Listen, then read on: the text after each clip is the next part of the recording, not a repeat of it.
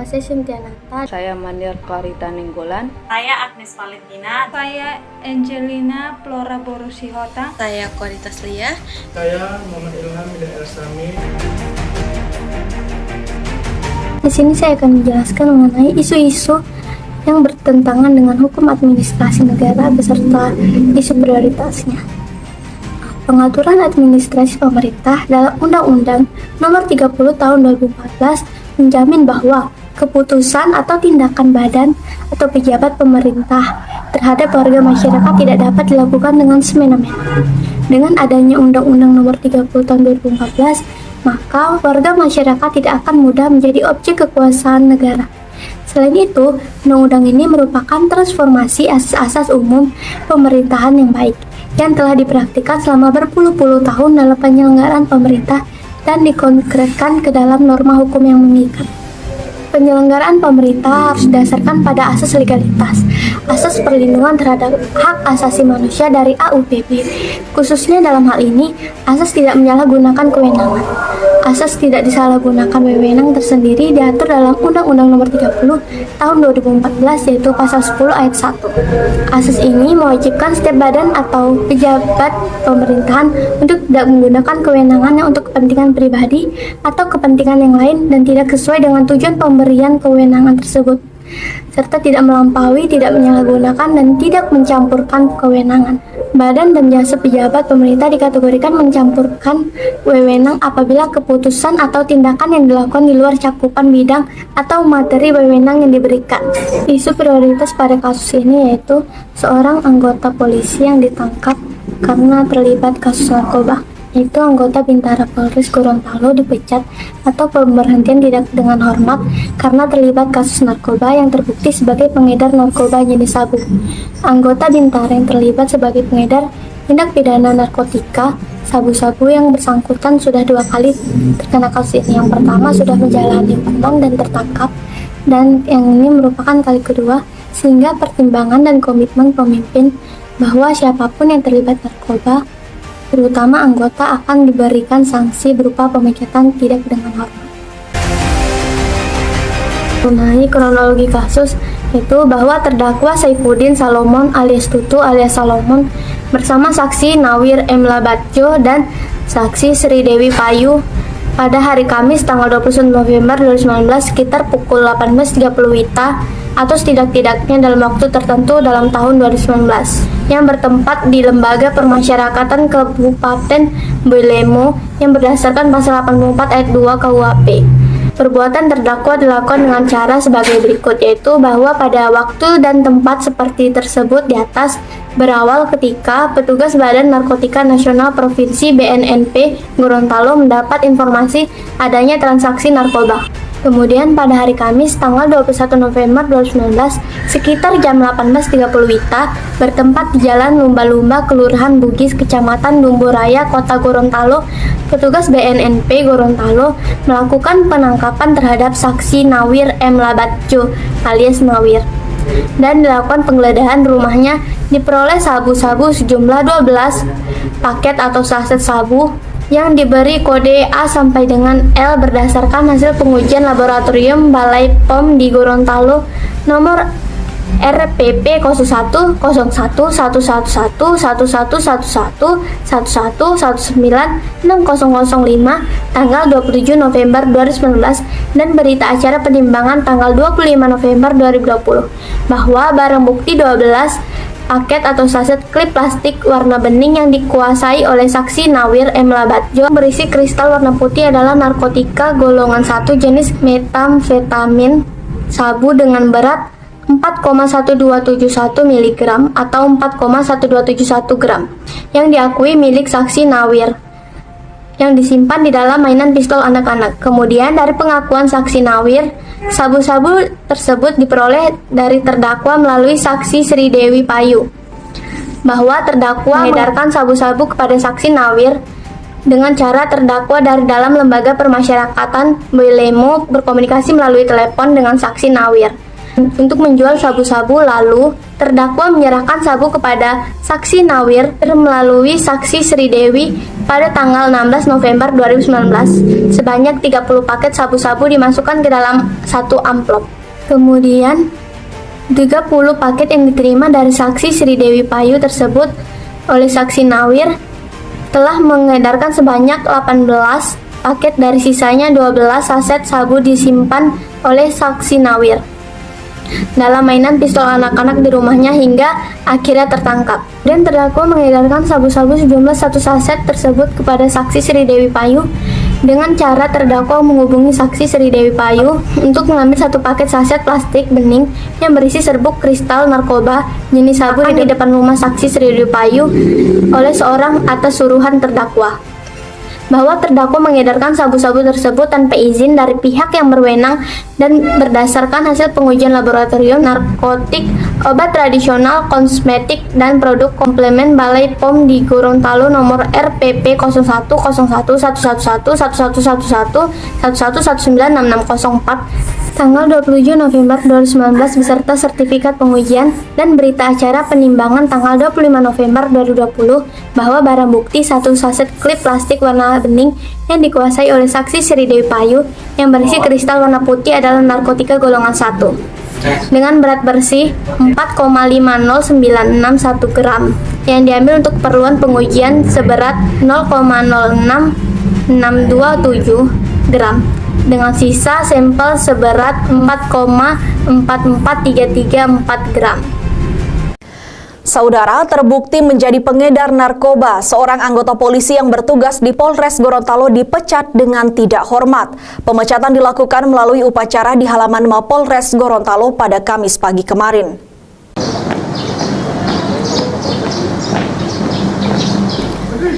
Bribka Saipudin Salamon, anggota polisi yang bertugas di Polres Gorontalo, dipecat tidak dengan hormat. Bribka Saipudin terbukti bersalah terlibat kasus peredaran narkoba dalam sidang kode etik yang dilakukan oleh Propam Polda Gorontalo. Upacara pemberhentian dengan tidak hormat atau PTDH ini dilakukan tanpa dihadiri Bribka Saipudin Salamon karena alasan pandemi COVID-19 dan yang bersangkutan sedang menjalani masa tahanan di Lapas Kelas 2A Gorontalo. Pada putusan persidangan, Bribka Saipudin terbukti sudah 2 kali tertangkap dalam kasus yang sama menjadi pengedar narkoba di wilayah Gorontalo. Ya, dia terlibat sebagai pengedar tindak pidana narkotika atau lebih kepada psikotropika atau sabu-sabu. Bahwa yang bersangkutan sudah 2 kali. Yang pertama sudah menjalani, kemudian tertangkap kembali, dan inilah yang kedua. Sehingga mempertimbangkan dan komitmen pimpinan bahwa siapapun itu yang terlibat tindak pidana narkotika, terutama anggota, tetap akan diberikan sanksi berupa pemecatan tidak dengan hormat. Upacara pemecatan ini dilakukan setelah dikeluarkannya surat keputusan pemecatan yang ditandatangani oleh Kapolda Gorontalo Irjen Pol Ahmad Wiyagus. Bribka Saipudin merupakan 1 dari 4 anggota polisi yang dipecat karena melakukan pelanggaran fatal. 3 diantaranya merupakan anggota yang berdinas di Satbrimob Polda Gorontalo. Mamat Kaidah, Kompas TV, Gorontalo. Kiranya dapat menjadi lebih baik. Adapun akar permasalahan yang kami angkat, faktor manusia, itu dibagi 2 poin. Pertama, terpengaruhnya manusia itu ke dalam narkoba dikarenakan lemahnya komitmen sehingga dengan mudah mereka terjerumus ke dalam narkoba. Kedua, coba-coba. Terkadang manusia memiliki rasa ingin tahunya sangat luas, sehingga lupa sesuatu yang dicobanya merupakan hal yang paling dilarang. Kemudian, faktor material atau bahan produksi dibagi 2 poin. Pertama, klorid. Klorid merupakan alat isap yang digunakan untuk narkoba. Yang kedua, amfetamin atau efedra merupakan jenis narkoba yang berupa sabu dan digolongkan menjadi golongan 2. Kemudian faktor metode ada 2 poin. Pertama, menjual secara langsung. Artinya, dengan membeli narkoba melalui teman, kemudian mengambil barang itu, mereka sudah menentukan suatu tempatnya supaya orang-orang tidak mengetahuinya. Kedua, secara online. Memesan narkoba dengan melalui media sosial, di mana barang narkoba tersebut bisa dipaketkan melalui jasa kurir. Faktor lingkungan dibagi menjadi 2 poin. Poin pertama, godaan mendapatkan uang banyak. Poin kedua, gaya hidup. Poin 1 dan 2 ini memiliki kaitan, di mana dengan menjual narkoba mereka bisa mendapatkan uang banyak. Dengan uang banyak itu mereka dapat memenuhi gaya hidupnya atau mengubah gaya hidupnya menjadi mewah dan berpoya-poya. Sekian dan terima kasih. Dampak atau akibat anggota Polri terjerat pengedar narkoba. Yang pertama, nama anggota Polri atau instansi Polri akan jelek di kalangan masyarakat, di mana kaum masyarakat akan berpikir bahwa polisi lah juga ikut dalam penjual belian narkoba. Yang kedua, masyarakat akan sulit mempercayai polisi atas kasus yang beredar tersebut. Penegakan hukum kepada anggota Polri Gorontalo yang terlibat narkoba. Penegakan hukum yang berdasarkan pada Undang-Undang Nomor 30 Tahun 2014 tentang Administrasi Pemerintahan, yang isinya pengaturan administrasi pemerintahan dalam Undang-Undang Nomor 30 Tahun 2014 menjamin bahwa keputusan dan tindakan badan pejabat pemerintahan terhadap warga masyarakat tidak dapat dilakukan dengan semena-mena. Dengan adanya Undang-Undang Nomor 30 Tahun 2014, maka warga masyarakat tidak akan mudah menjadi objek kekuasaan negara. Selain itu, undang-undang ini merupakan transformasi asas-asas umum pemerintahan yang baik atau AUPB yang telah dipraktikkan selama berpuluh-puluhan tahun dalam penyelenggaraan pemerintahan dan dikonkretkan ke dalam norma hukum yang mengikat. Maka dari itu, tindakan pemecatan anggota Polri Gorontalo yang terlibat narkoba adalah karena anggota Polri telah dinyatakan terbukti melakukan pelanggaran kode etik dan telah mendapatkan putusan sanksi berupa sanksi PTDH, pemberhentian tidak dengan hormat. Hal tersebut sebagaimana berdasarkan Peraturan Kapolri Nomor 14 Tahun 2011 tentang kode etik profesi Polri. Salah satu sanksi pelanggaran kode etik yang dijatuhkan kepada polisi pelanggar adalah pemberhentian tidak dengan hormat atau PTDH. Sanksi administratif yang berupa rekomendasi PTDH itu akan dikenakan kepada anggota polisi Gorontalo yang melanggar kode etik. Pelanggaran yang dimaksud yaitu dipidana penjara berdasarkan putusan pengadilan yang telah mempunyai kekuatan hukum tetap dan menurut pertimbangan pejabat yang berwenang tidak dapat dipertahankan untuk tetap berada dalam dinas Polri, sehingga di dalam putusan pengadilan bahwa pelanggaran yang dilakukan anggota Polri Gorontalo setelah mendengar keterangan sanksi-sanksi dan terdakwa serta memperhatikan barang bukti yang diajukan di persidangan. Yang pertama menyatakan terdakwa anggota Polri Gorontalo telah terbukti secara sah dan meyakinkan bersalah melakukan tindak pidana narkotika yang melakukan permufakatan jahat tanpa hak atau melawan hukum, menjual, menjadi perantara dalam jual beli, menyerahkan narkotika golongan 1 bukan tanaman sebagaimana yang diatur dan diancam pidana pasal 114 ayat 1, pasal 132 ayat 1 Undang-Undang Nomor 35 Tahun 2009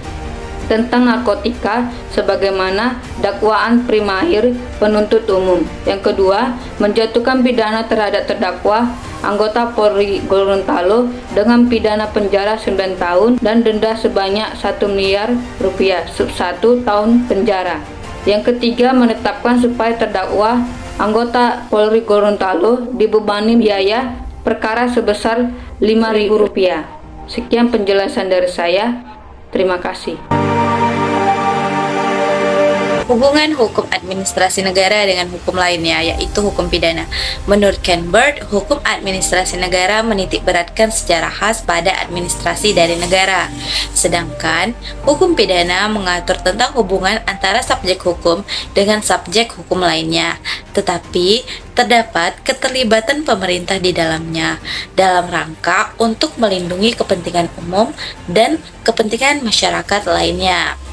Hubungan hukum administrasi negara dengan hukum pidana adalah dalam hal apabila ada kaidah hukum administrasi negara yang diulang kembali menjadi kaidah hukum pidana, atau apabila ada pelanggaran kaidah hukum administrasi negara, maka sanksinya terdapat dalam hukum pidana.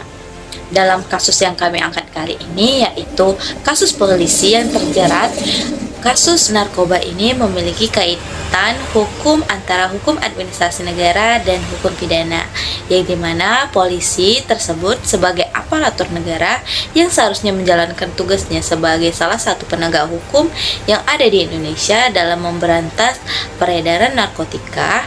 Dalam hal ini terdapat dan telah diatur dalam pasal 13 Undang-Undang Nomor 2 Tahun 2002 yang membahas mengenai tugas kepolisian yang meliputi memelihara keamanan dan ketertiban masyarakat, menegakkan hukum, dan memberikan perlindungan, pengayoman, dan pelayanan kepada masyarakat. Pada hal ini, polisi tersebut telah melanggar peraturan yang berlaku dan peraturan yang ada di Indonesia. Hukuman bagi pecandu dan pengedar narkoba diatur dalam Undang-Undang Nomor 35 Tahun 2009 tentang narkotika, yang mana dalam undang-undang tersebut mengatakan bahwa pecandu dan pengedar dapat dikenai sanksi pidana penjara, denda, rehabilitas medis dan sosial, hingga hukuman pidana mati. Demikianlah, terima kasih. Kemudian, apakah praktik administrasi negara tersebut sesuai dengan fungsi administrasi negara berdasarkan konteks ilmu dan hukumnya? Melihat kasus berita yang kami angkat, itu sudah sesuai, baik praktik segi administrasi negaranya maupun segi hukumnya. Hal ini terlihat bahwa Polri Bribka Saifuddin Salamon diberikan sanksi administrasi negara berupa pemecatan secara tidak hormat. Pemecatan ini sudah tertuang di dalam surat keputusan Kapolda Gorontalo dengan nomor Kep/35/3/2021 tanggal 3 Maret 2021. Pemecatan ini juga tidak semata-mata melainkan perbuatan yang ia lakukan, di mana Bribka Saifuddin Salamon melakukan pengedaran narkoba selama 2 kali. Dan kemudian seharusnya dia sebagai penegakan hukum seharusnya memberantas narkoba, bukan sebagai oknum narkoba. Kemudian di dalam konteks hukumnya, dia diberikan hukuman 9 tahun penjara. Bukan hanya itu saja, dia juga telah melanggar kode etik profesi Polri. Di sini saya akan menyampaikan kesimpulan dan saran dari kelompok kami lakukan ialah keterlibatan oknum polisi dalam kejahatan narkoba tidak terlepas dari kesalahan sistem internal organisasi kepolisian yang perlu kita perbaiki. Terjerumusnya oknum polisi dalam pidana narkoba tidak terlepas dari Undang-Undang Narkotika yang hanya terfokus pada pendekatan penegakan hukum sehingga membuka ruang praktek kecurangan. Keterlibatan oknum aparat dalam berbagai kasus narkoba telah menjadi rahasia umum. Aparat sebagai penegakan hukum malah menjadi pelaku atau pelindung para bandar narkoba. Jadi kampanye-kampanye pemberantasan narkoba akan sia-sia selama aparat masih menjadi pelaku utama dalam kejahatan narkoba. Masyarakat tidak lagi percaya pada aparat kepolisian, jadi masyarakat memandang buruk terhadap instansi kepolisian yang ada di Indonesia pada saat sekarang ini. Adapun saran bisa kami sampaikan. Yang pertama ialah setiap kesalahan yang dilakukan anggota kepolisian harus ditindak tegas. Yang kedua, tidak ada toleransi dan ruang bagi bandar narkoba di Indonesia, termasuk anggota polisi atau Polri yang terlibat. Beri sanksi pemecatan hingga pidana maksimal. Mari bekerja sama, baik masyarakat, aparat penegak hukum, atau kepolisian dalam memberantaskan narkoba di Indonesia. Yang keempat, mari kita sepakat untuk menyatakan perang terhadap narkoba di Indonesia hingga saat sekarang ini. Mungkin itu saja yang bisa kami sampaikan. Sekian dan terima kasih. Wabillahi taufiq wal hidayah. Wassalamualaikum warahmatullahi wabarakatuh.